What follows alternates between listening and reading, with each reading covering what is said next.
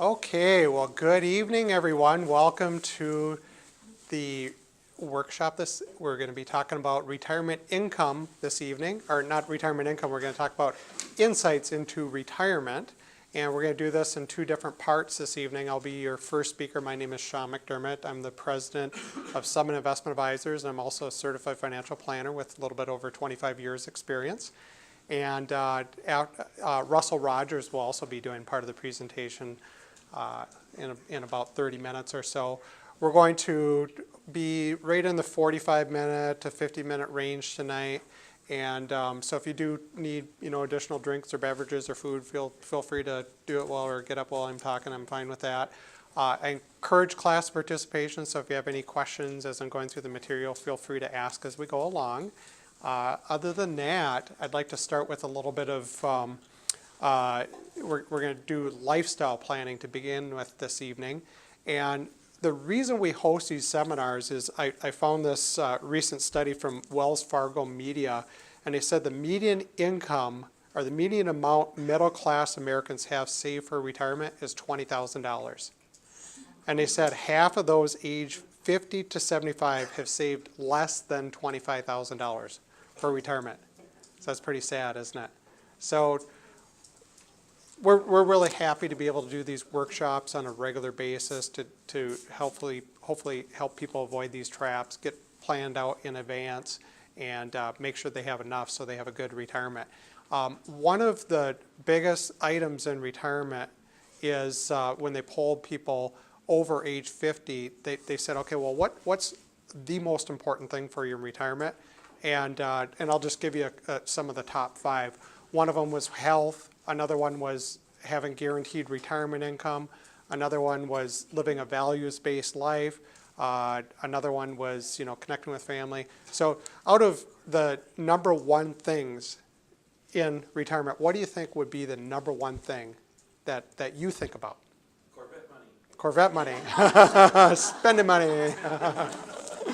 Shoe money. Will the money last? What are some of your biggest concerns? What would you say, or what would be your number one, or out of the top 5 I just mentioned? I agree with health. Health.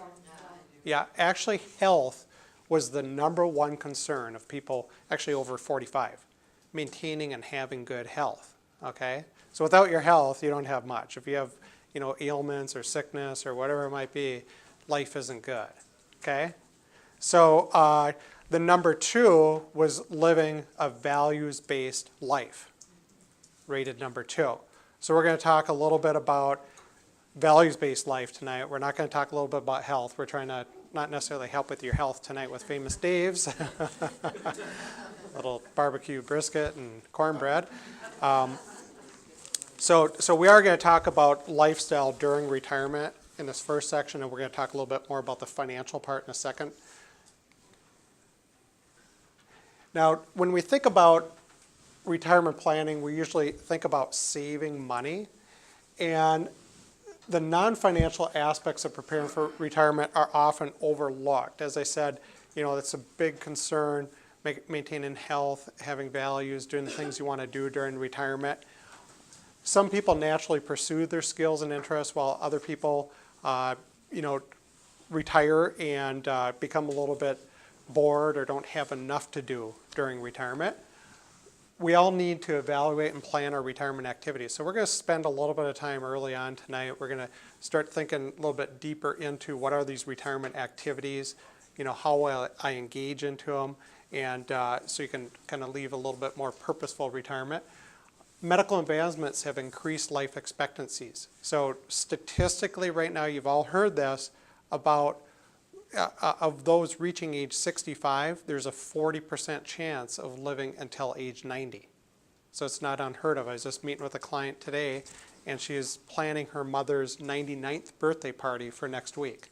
And it's not a, like a big get-together birthday party, but they're trying to decide on what restaurant to go to, whether you're going to go downtown Minneapolis or downtown St. Paul.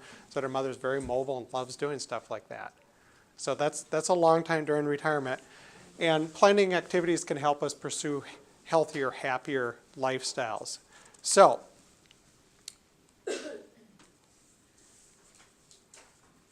Lily Tomlin, she said, I've always wanted to be somebody, but I see now I should have been a little bit more specific. And Thomas Jefferson said people are about as happy as they make their minds up to be. A lot of truth in those statements. Now, this first section here, oh, I keep going wrong direction. Oh, there we go, sorry. Did I skip a slide again? Well, that's the one we didn't talk about. This is one I didn't talk about. I'm getting to use my new thing here. So as children, retirement opportunity as children, we want to prepare for our careers. During our working years, we had responsibilities to our family, bosses, employees, and others. And in retirement, we have the freedom and responsibility to create our own goals and plan our own activities. So that's where we're experiencing financial independence and financial freedom, and that's a great thing. Now, what we're going to do is we're going to kind of do a few exercises here, and I'm going to spend just a few minutes in the class, and then what I'm going to have you do is look at this a little bit at home in the next few weeks and work on these exercises. This first exercise is going to help you establish some sort of starting point of what your lifestyle is going to be during retirement, and then we'll go through and talk a little bit about all the different activities. So what I'd like you to do in this exercise is evaluate the importance of each area of your life by rating the most important areas with a 10 and the least important areas with a 1. Okay? So, and you can have a 10 be more than one of your most important areas. Not 1 through 10, but just 1 or 10. You can have a 5 if you want. Okay? Yep. Yeah, kind of a sliding scale, 1 through 10. Yep. During your retirement. And then what you can do in the second exercise, you can say, okay, evaluate your effort. And that's how much time you dedicate to each area of your life. So again, you're going to rate these areas that you try to hardest to improve with a 10, and the areas that you put the least amount of effort in with a 1. And then the next thing I'm going to have you do is exchange this with your spouse and have them grade it. That little thing on romance. What? 10? Okay, and then the third exercise here, evaluate your satisfaction in each area of life below. And on this slide here, I'm going to have you hold back, and because I want to make you review these notes and then go back and evaluate satisfaction areas, because I want you to put a little bit more thought into these than just kind of ripping through them tonight. So we're going to ask ourselves, or we might be able to find out from these exercises, is your life in balance? Are your ratings of importance similar to your ratings of effort and satisfaction? And then thirdly, if certain areas are important, but you are not satisfied, this area may have been neglected while you're working and may need to dedicate more effort during your retirement years. Okay? So again, what we're doing is we're trying to establish a little bit of a starting point to say, okay, here's where I'm at now, here's where my values are, how much effort I'm putting into it, am I satisfied with this area, or do I need to pursue it now or more in the next years to come? Okay? All right, let's move on here. There's always a saying that from Duke Ellington, he said, I merely took the energy it takes to pout and wrote some blues. And then as in all successful ventures, the foundation of a good retirement is planning. And probably one of my favorites, I didn't put this one up here, is from Fred Carter. And his saying is that your old age begins when your attachment to the past exceeds your excitement about the future. Okay, your attachment to the past exceeds your excitement. And you'll notice that in people that you're around that might be elderly people, they talk a lot about the past and not as much about what's going on now and what they're excited about. So that's what we're going to move into next, is what could be going on in your life and how to plan your retirement. So depend upon your age and health, there's many different things that you can do. And the questions are, what do you want to do? What do you want to enjoy? What do you want to share with others? What people or causes do you want to help? How will you be remembered? Is this important to you? Are you financially secure? Do you need to make money during retirement? Do your daily activities help you meet new people? So there's going to be a lot of different areas that we're going to go into here in the next few minutes. We basically bring them down to 3 basic activities during retirement. The first one is what we categorize as enjoyable activities. These would be hobbies, travel, relaxation. And then we have our areas, relatively challenging tasks that help you apply your skills and strengths. And then thirdly, supporting a cause that has meaning and is fulfilling to you. So those are the 3 basic areas that we want to look at during our retirement years. Okay? Now, we're going to explore these a little bit more. A lot of retirees indicate that they become bored if they only participate in enjoyable activities. So if you just if your whole goal is just to golf all day, every day, you might get a little bit bored with that after a while, right? Maybe, maybe not. At least let's try it for a while, huh? It was kind of funny because there's a couple, well, it's a story, it's a funny story, but it's actually a little bit of humor. There's a couple that love to play golf together, and that was their whole retirement life, golf, golf, golf, playing all the courses that they could. And unexpectedly, they died together in a car accident, and they went up to heaven. And at the pearly gates, St. Peter gave them both a brand new set of golf clubs, all their golf attire, and he said, unlimited golf up here, folks. You can play any golf course that you could ever imagine. And so they went out and they started playing. They said, well, let's go play St. Andrews today. And they're playing a few holes, and the wife looks at her husband and said, what's wrong with you? You seem a little bit unhappy about this whole deal up here. And he's like, yeah, I can't believe it. I mean, this is great, but I'm not real happy about you. All those years of eating bran muffins and all the healthy stuff, we could have been here all that much sooner. So there you go. And then so we want to talk about activities that allow you to apply skills or support a cause. Can help you become more happy during retirement.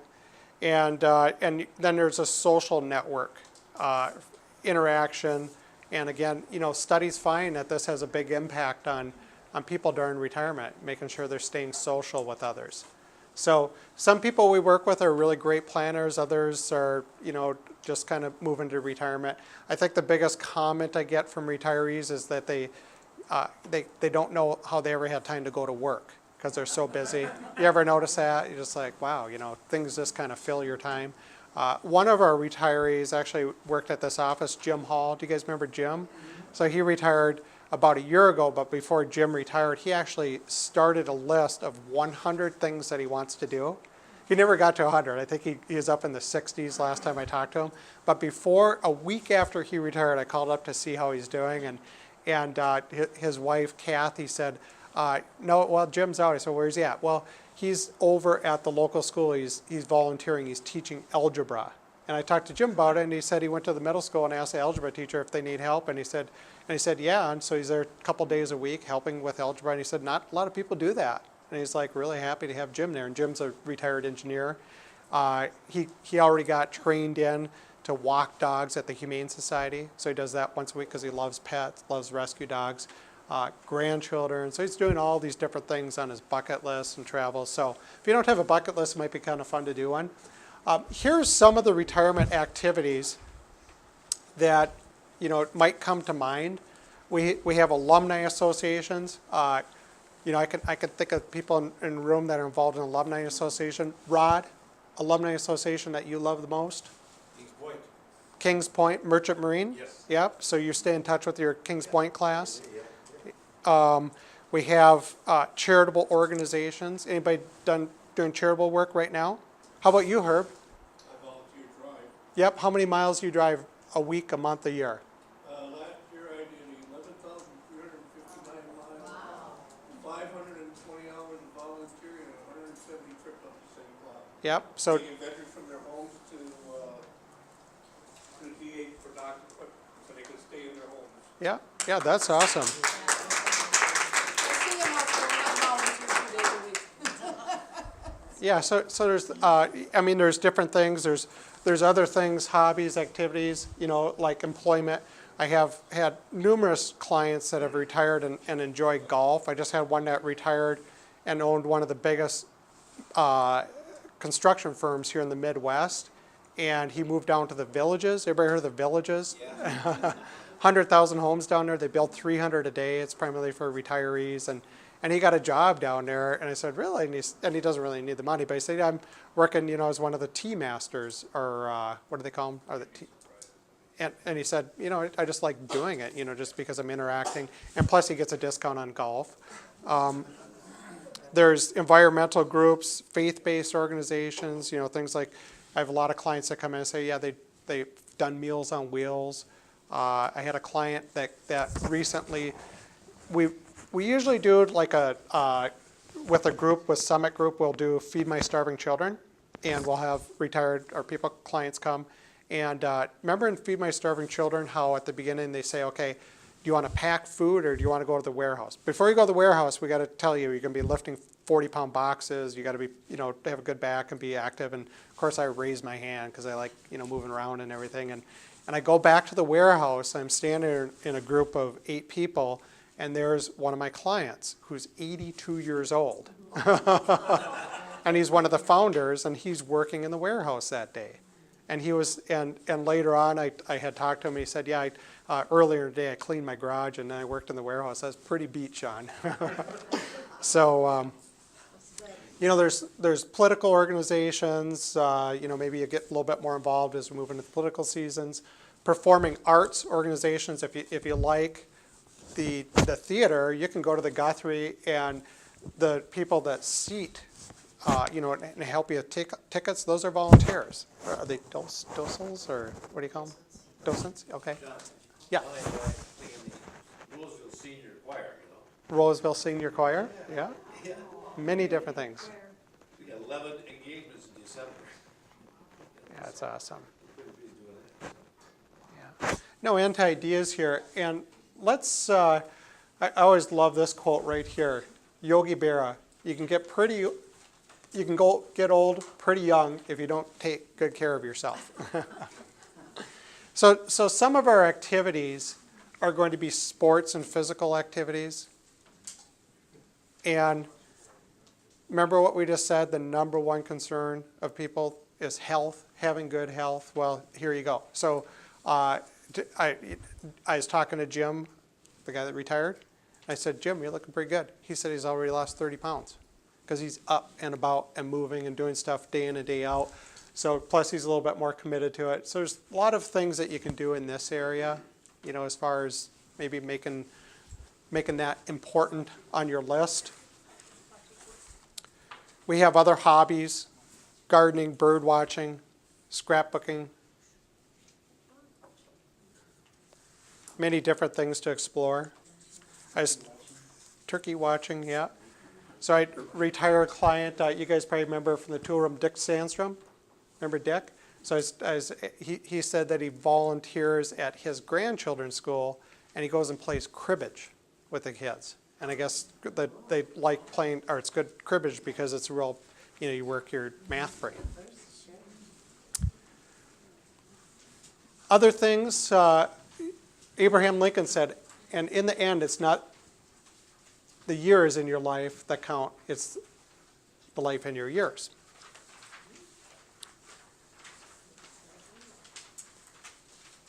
So you'll see on those pages there, I'm not going to go through all these, but there's a lot of ideas for you that you can explore. Travel activities, those are, seem to be the number one goal of most of my clients when I ask them what they want to do when they have more time, is travel.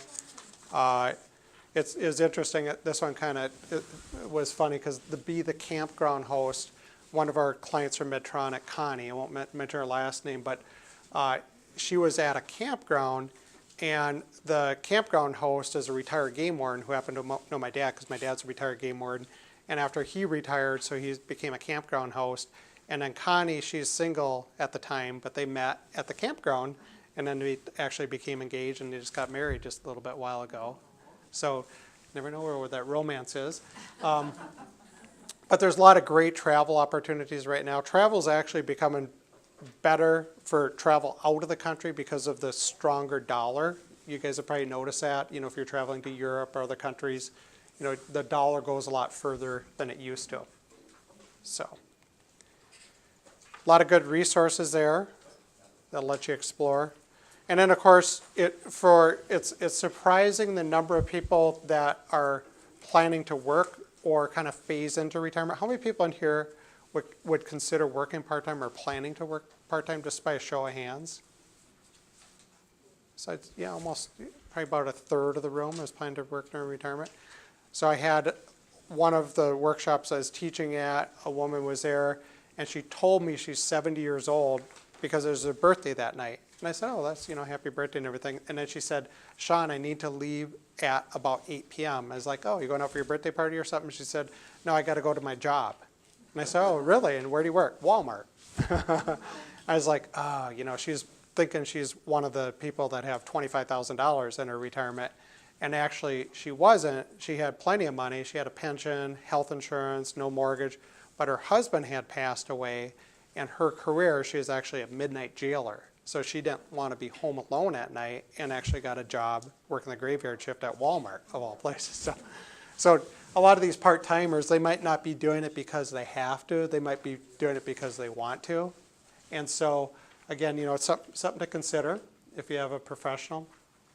Hank Aaron, it took me 17 years to get 3,000 hits in baseball. I did it one afternoon on the golf course. I can relate to that. A lot of different self-employment activities, business ventures. So if you have, maybe you have job skills, a lot of companies call people back to do consulting these days.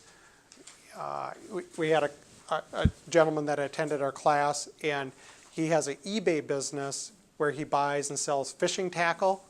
And so you wouldn't believe the money that he makes packaging up fishing tackle that he picks up at different yard sales, garage sales, auctions, stuff like that. So a lot of really cool ideas here, if you're innovative and if you want to try something that might, create a little bit of extra revenue for your retirement years. Okay? Education growth ideas. Many of them there. Volunteering and mentoring.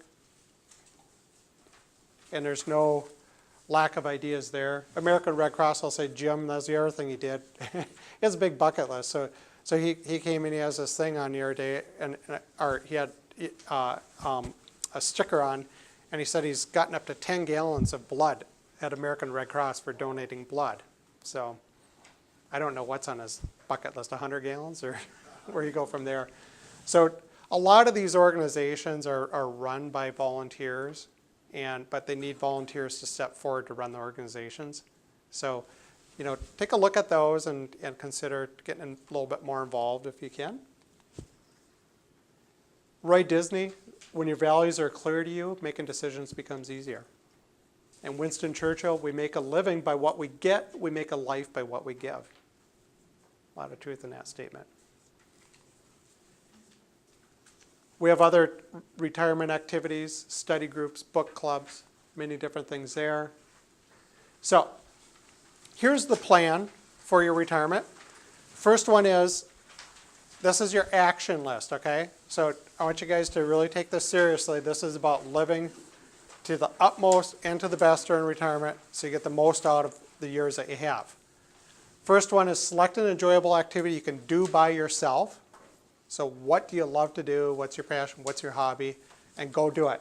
Select an enjoyable activity you can do with others. That might be sharing it with a significant other, spouse, friend, being active with that person. Third, select an activity or select a task you can apply your skills by yourself.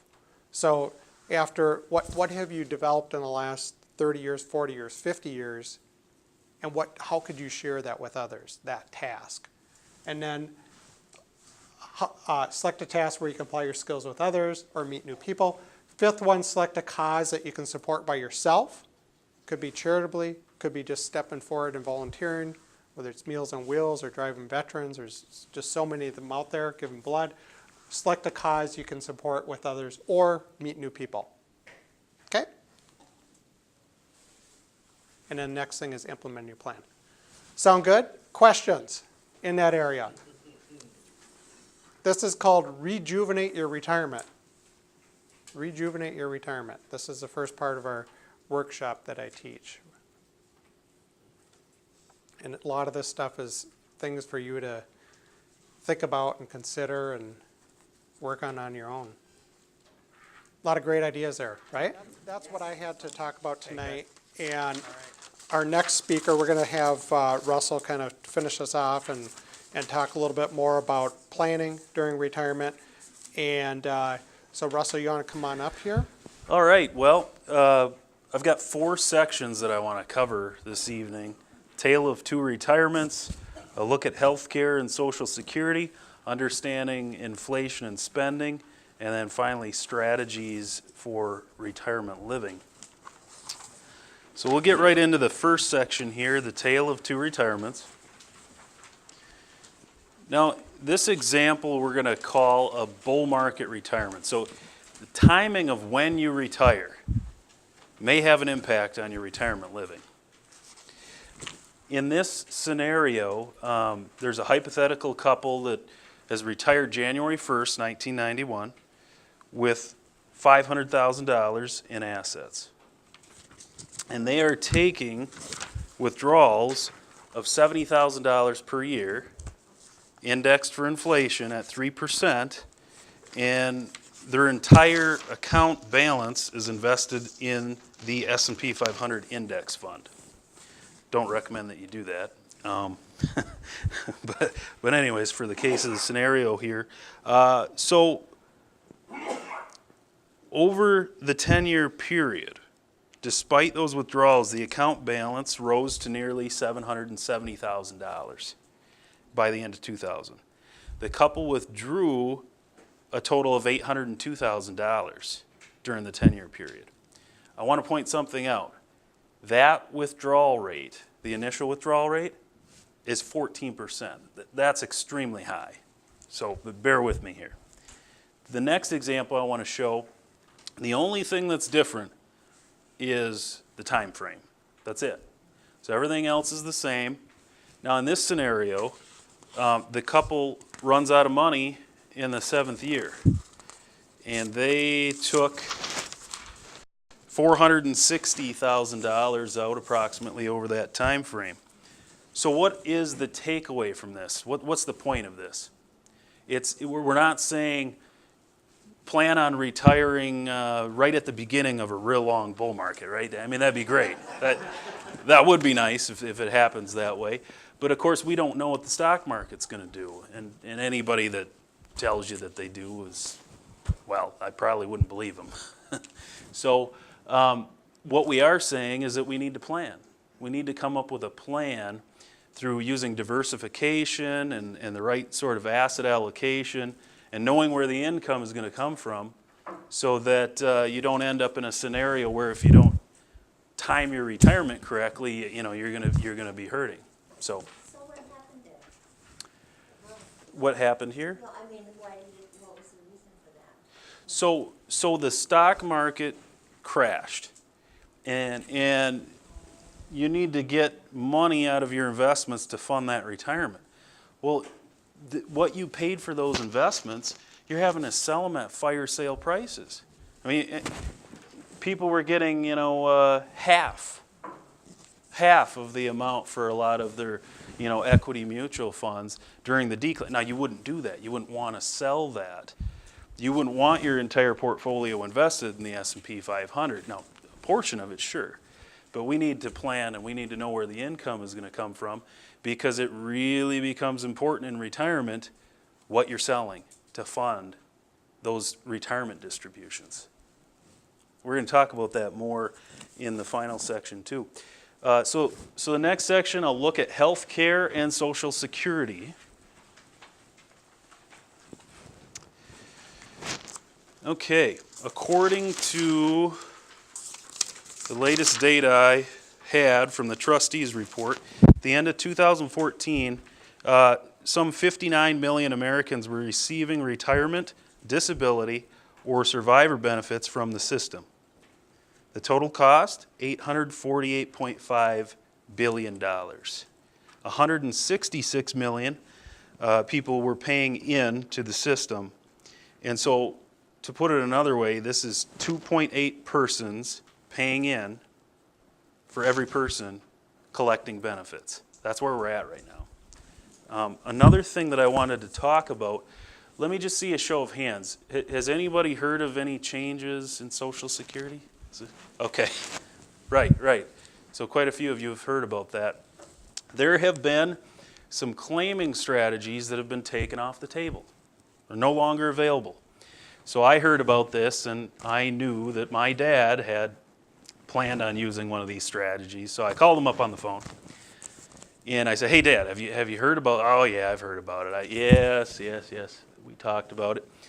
My mom claimed her own benefits at age 62. Now, she was a homemaker for most of her adult life, so she didn't have a real big benefit amount. So she's collecting that right now. A year from now, in November, my dad's going to turn 66.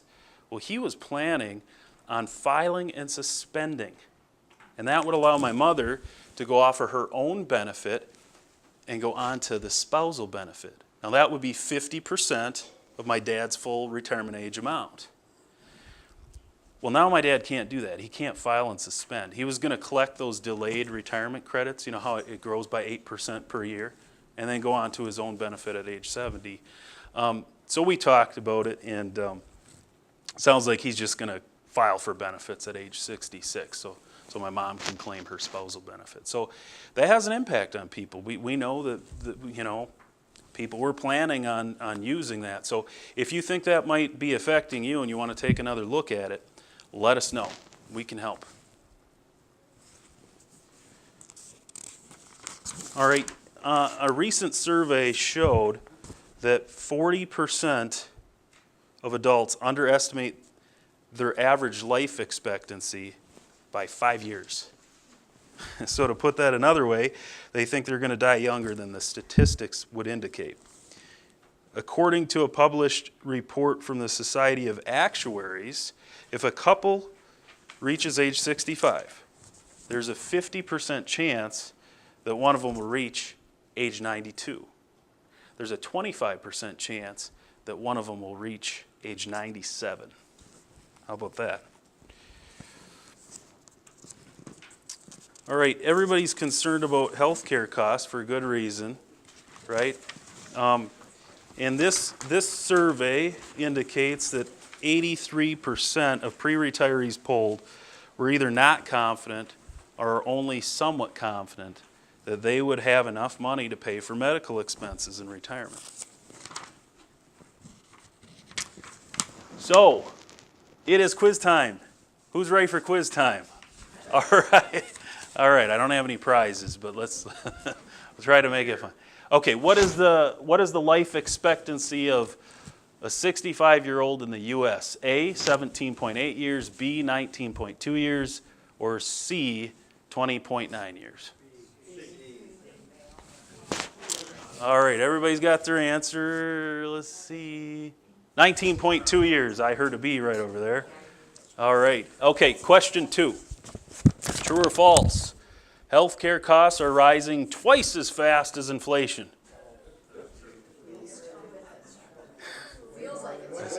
Way more than twice, I heard? Okay, all right.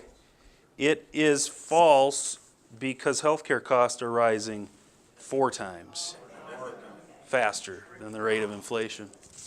Okay, over the remainder of their lives, 65-year-old retirees can expect to spend how much in healthcare expenses?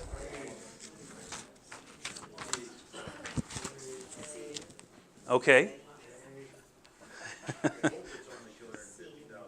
360. A 65-year-old male is expected to spend $369,000, and 65-year-old females are expected to spend $417,000.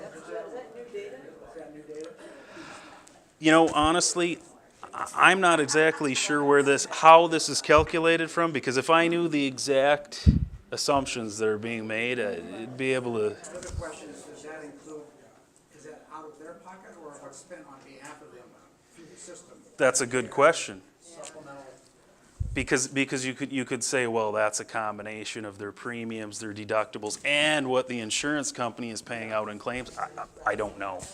I don't know. Because I was surprised, because the number I thought was in that more like 250 per Right. person. But who knows? Since Who it's knows? gone up 4 times. Yeah. Right, and this, I don't know that this is today's dollars either, so it might be inflated Because they'll live longer. because of longer, right? Okay, I've got one more question I want to ask, and it's not part of my presentation. I want to know who's going to win this weekend between the Packers and the Vikings. I want to know. Vikings, I don't know. Who's going to win? Packers fan? I am a Packers fan. I don't know what they're drinking in Green Bay because they've fallen off the rails. So They're going to retire Forrest Gump, maybe they should just bring him back. who knows? Who knows? All right. Next section: understanding inflation and spending. We all know there's inflation, right? So some things have higher rates of inflation than others. Case in point, healthcare. And I heard Sean mention it earlier. Gas is now below $2 a gallon, which is good if you have a V8 engine, which I do.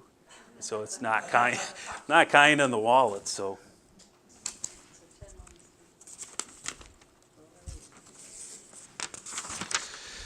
Okay, in this next slide, I want to show how withdrawal rates can impact retirement, can impact the portfolio value. So here, the yellow line, we start off at $1 million. Hypothetical rate of return, 5% a year, okay? Drawing $80,000 per year, and this again is indexed for inflation, 3% index on that. This account in the yellow is projected to exhaust in 15 years.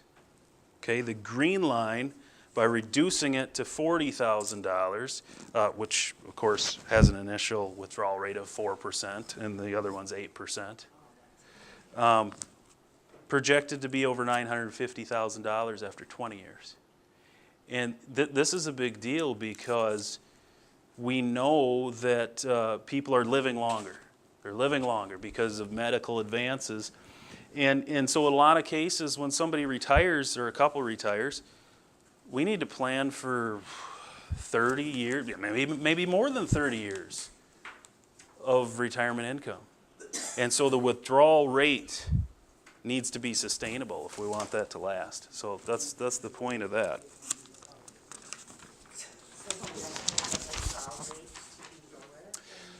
Lower withdrawal rates are always going to be better, absolutely. The lower that rate, the longer that money's going to last, absolutely. So last section, strategies for retirement living. Everybody's heard of the term asset allocation, right? Yes? And we know it's important. It's always important, no matter what stage you're in. But in retirement, it's especially important. And here's why. You're no longer adding money. You're no longer adding money and buying more investments. That stops, typically. And you're probably starting to take withdrawals out in retirement. It's a totally different mathematical proposition than when you are putting money in. Totally different scenario. That's why it's so important. So here we see stocks, bonds, and cash, 3 major asset classes. And of course, stocks performs the best as expected, also has the highest volatility. Cash performs the lowest, least amount of volatility, and bonds are in between. So taking withdrawals from the right assets and having the right mix is paramount. And I'm going to give you an inside look at how we develop an income plan in retirement. I'm going to show you how we do that. Many of you have probably gone through this process with us. And so you can attest to the value there. For some of you, you might not have done it. Others, maybe it's been several years, and maybe we need to update that plan. Maybe we need to update it and take a look at that. So the first thing we need to do is gather the right information. Anybody can go on SSA.gov and you can get an estimate of your Social Security benefits there. And then also quite a few things on the list here that we need to incorporate. And the point is, when we put together a projection, that's going to inform the income plan. It needs to be accurate. It needs to be reasonable. And we have to take into account taxes and inflation.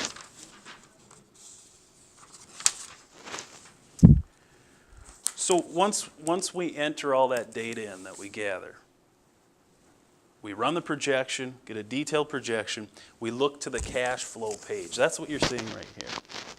So up here in this column, and I tell people this, if you remember nothing from our meeting when we're looking at a retirement projection, if you want the 3-second summary, right, what would you look at? You would look right here, right here.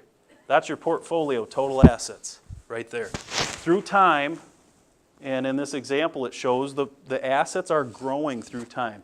A lot of times we see a peak up here, somewhere out there, and it might start coming back down. That's because of inflation, because we are indexing, now in this case, 3.74%. I know it's a little hard to see. So right here we're showing this hypothetical couple that is retiring. They have just under $500,000 in portfolio assets.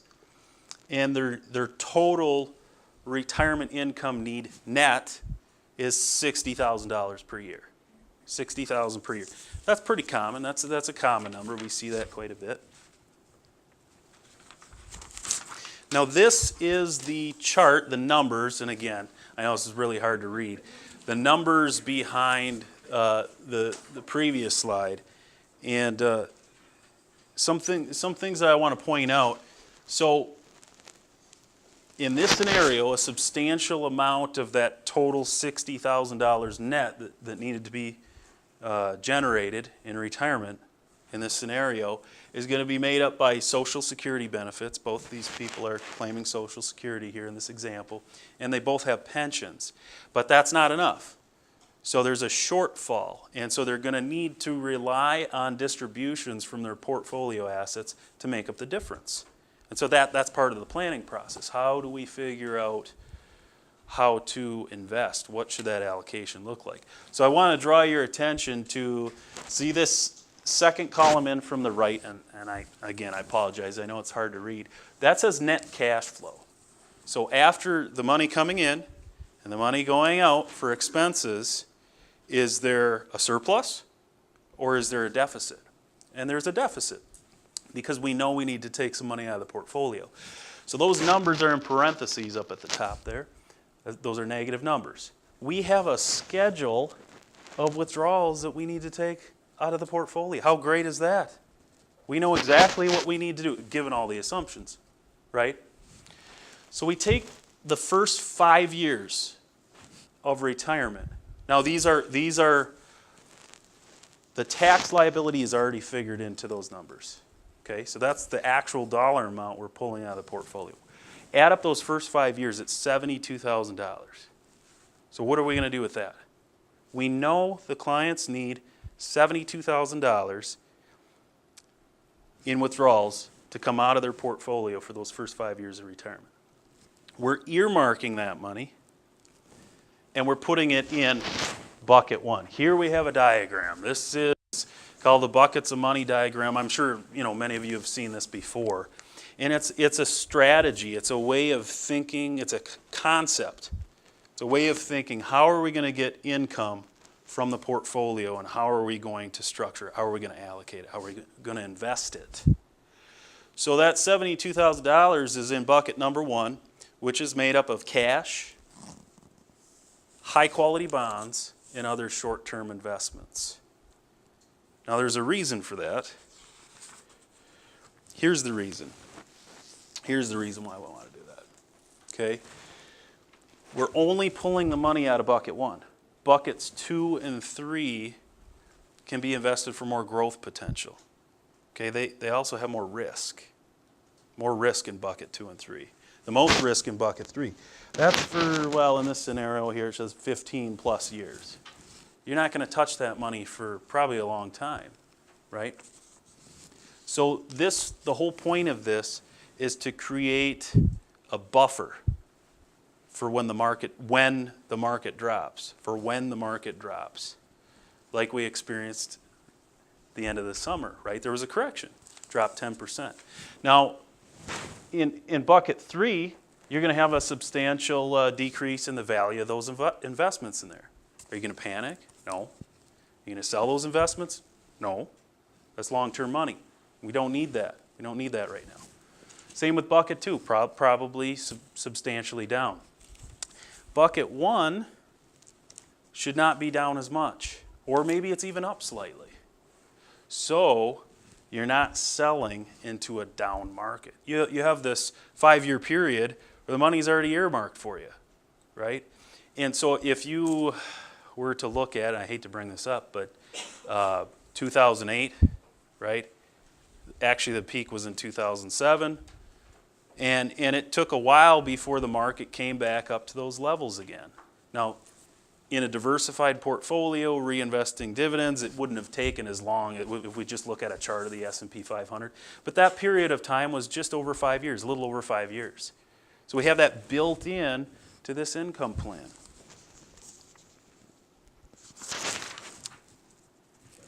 Yeah. Is there a strategy or a philosophy for replenishing the 5-year? You look at it annually, you look at it, and when you see an opportunity in the market, you then, if you're 3 years into your 5 years, you say, let's fund another 3. I mean, how does that work? Absolutely. So yes, there's a strategy. It's going to be different based on what the market gives us. So we're going to look at the market. We're going to look at where we're at in the cycle. We're going to look at the level. Maybe this bucket's getting this bucket's going to run out. It's going to need to be replenished. That bond position is going to need to be replenished. So the strategy would be at your annual review, we take a look at what's left in there, and as that runs low, if the timing's right, we're going to reposition some things and fill that bucket up. Now, because the growth rates have the potential to be much higher in those other buckets, you're able to pull more out of those buckets to fill this one back up, and those buckets may still be growing. They may be bigger than when you originally allocated and putting the money in the buckets, even when you go and pull more money out to fill up this bucket. So that's how, but it is case by case. It is dependent on the market and how much you have left in there.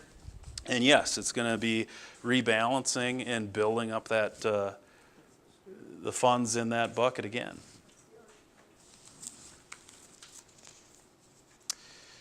All right. So does everybody understand why we want to create that cushion and prevent the situation where we have to sell investments that are more volatile to fund retirement? We want those investments because they provide extra growth potential for future years. But those aren't the ones we want to sell for income now. Okay? If you attended our mid-year outlook, you probably maybe remember this slide. This was one of them. We were talking, and I heard Sean talk about this too. Where are we in the market cycle? We are in a maturing bull market. So what that means is that we can expect to see continued volatility, but we also are expecting continued growth in the stock market. So that's where we're at. From all the economists we're listening to, all the information that we're getting, there is a consensus, and the consensus is that we are not near a recession right now. This is where we're at. Mature bull market. So, all right. That's what I've got. So, next time, Investment Matters, Keys to Investing for Retirement. That's December 17th. We hope that you all can join us then. Thank you for coming tonight, and want to wish you all a very happy Thanksgiving.